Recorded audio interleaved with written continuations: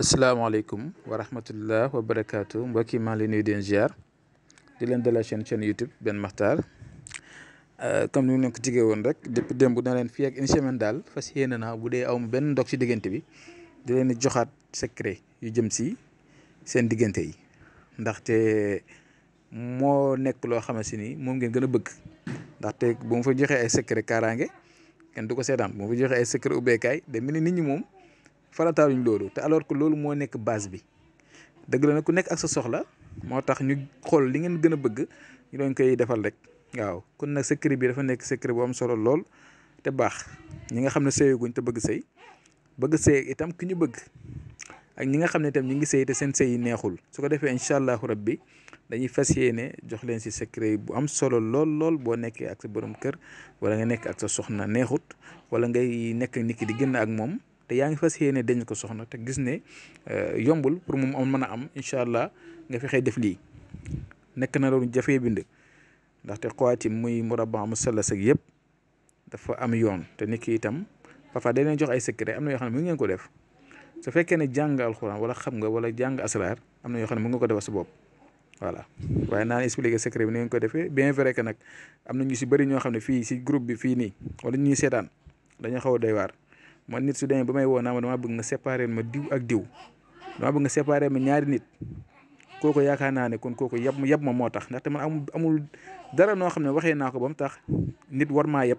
ba di ma wax naa ma séparer ma ay nit wala nit di ma woo di ma wax ay waxi caaxaan te fan yii nag loolu mooy xew. mu nekk nag li ma métti trop ndaxte yaakaar naa ne chaque jour da ngeen dégg ni may waxee ay yéen. nee na ma jàppalante ay yéen moo ma tax a jóg bugguma def dara loo xam ne ni lu ñaaw la wala lu bon la ëllëg naa si naa ko lay sama borom bugguma loolu kon nag yéen ñi nga xam ne maa leen jox ay secret di dimbalante ay yéen wax ne sama numéro ngi nii ko soxla na ma woo du ma sëriñ waaye nag ku ma yéene wala koo xam si yaakaar na ma bëgg ñu jëflante si dara pour nga mën see am ndam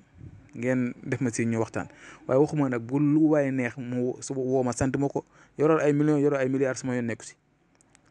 jub ak jubal jaarale ko si yoon ak siraatal mustaqiim waaw loolu parenthèse la woon secret bi laay ñëw dugg si directement mooy lii ngeen gis nii ngeen koy bindee ni nga gisee kamantara nii rek ngeen koy bindee du ngeen si changé dara ginnaaw boo defee kon bismillahi rahmaani rahim nga bind lii ba pare si digg bi nag turu nit ki rek nga fay def ak turu yaayam ki nga xam ne moom nga bëgg wala moo nga bëgg a takk wala yéen ñaar yéen a bëgg a sëy wala neexee itam ngeen def seen ñaari tur yi ak seen turu yaay yow mu bëgg na sa tur nekk si kaw ak sa turu yaay ki nga bëgg na turam ne si suuf ak turu yaayam su paree na nga jël ko def ko saafara def ko si ndox saafara tuuti def ko si lu muy naan wala si lu muy lekk yéen ñaar mu ngeen ko bokk sa lekk ko wala nga def ko tam maanaam si lekk sax mën na nekk mën nga def si lekk mën nga def tam si naan su ko defee incha allahu rabbi ngeen lekk ko wala ngeen naan ko incha allahu rabbi yàlla dañ leen dafa tawfiq am na nag yeneen yoo xam ne ñu ngi koy liggéey tam si côté yooyu ba nga ñaar ñi nga xam ne ñu ngi ànd di bëggante bañ ko leen séparé te parfois ay nit di sëy nit ñi dem def leen ay tëddale comme ni ma nit di wooyee fan yii moom man xaw ma lan la waaye addina bi daal li ma leen mën a conseillé ma def leen très attention surtout ñu nekk bu mu sëy di sëy keroog bi mu gën a neexee keroog ba nga ko gën a war a mën a protéger bul bàyyi ndaxte am na si ñoo xamante ne nii man li ma leen wax xam naa ko de am na si ñoo xamante ne nii doo leen waar trop waaw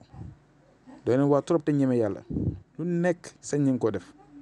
leen très attention.